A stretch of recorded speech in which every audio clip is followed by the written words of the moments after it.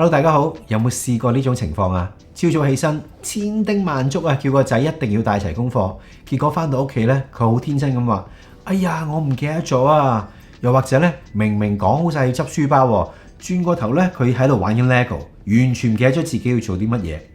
嗱，當下嗰一刻咧，相信各位家長咧都一定火都嚟埋噶啦。嗱，如果呢個情況係你屋企每日上演咧，嗱，請你先停一停，做個深呼吸先。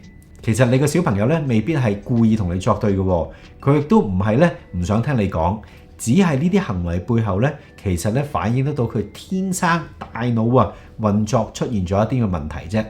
Hello， 大家好，我係臨床心理學家黃佩林博士，黃 A 博士喺呢度咧同大家分享一啲實用易明嘅心理學知識嘅。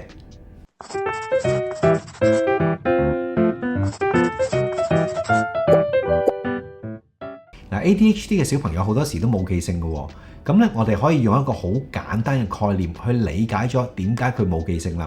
嗱，呢樣嘢咧就係叫工作記憶 （working memory）。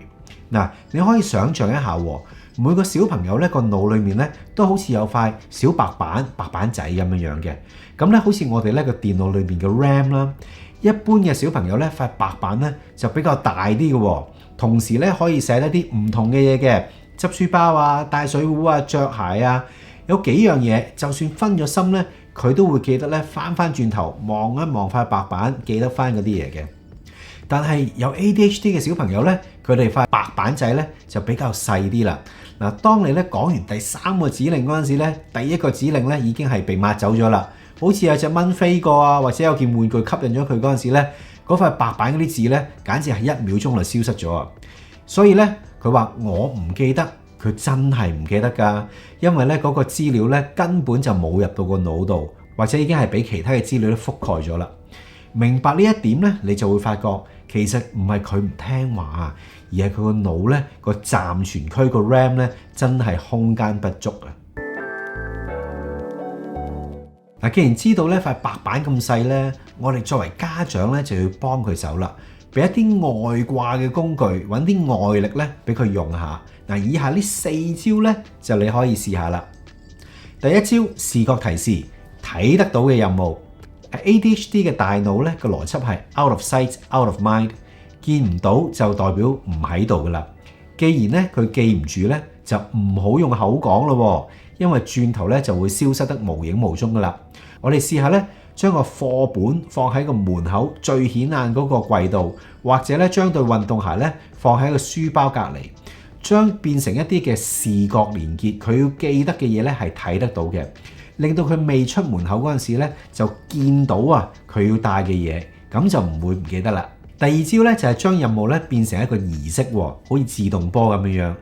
嗱，如果你每日咧都重複講一樣嘢嘅時候咧，大家都攰啦，頂唔順啦。不如我哋建立一個固定嘅流程啦。嗱，當動作變成一個反射動作咁咧，就會好容易變成一個自動波咁。佢諗都唔使諗啊，就自然會做噶啦。咁樣咧，佢就唔需要咧浪費一啲寶貴嘅大腦空間咧去記住呢啲嘢啦。咁你可以咧同佢建立一個咧自動波流程嘅，例如第1，直入書台；第2，打開手冊；第3，拎出第1份功課；第4，拎個筆袋出嚟。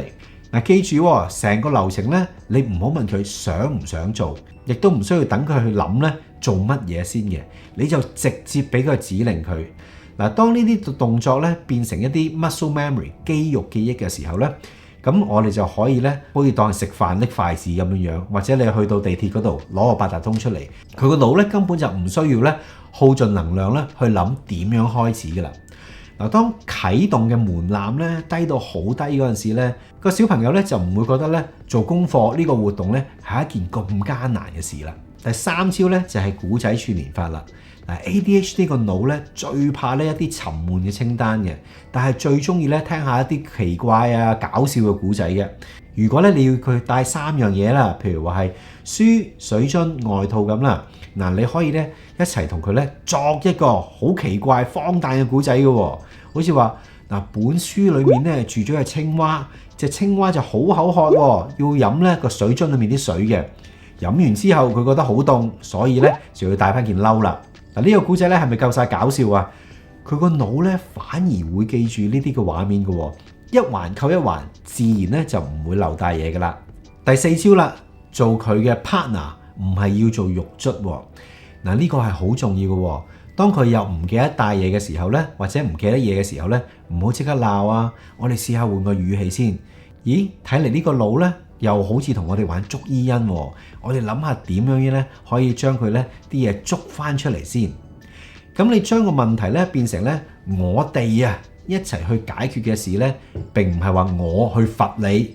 咁呢，佢就會覺得呢，你同佢係企喺同一陣線呢，就大家咧去解決呢個問題，佢就會嘗試去利用咧你俾個方法咧去幫助佢嘅記性噶啦。嗱，做 ADHD 嘅父母咧，真係一個好漫長嘅馬拉松嚟噶。嗱，我明白啦，最辛苦咧係嗰種不斷以為佢會記得，但係佢次次都唔記得嗰種甩漏、重複又重複嘅無力感啊！嗱，記住咧，健忘咧唔係關佢哋嘅性格問題，而係 ADHD 嘅大腦咧嘅一種缺陷嚟嘅。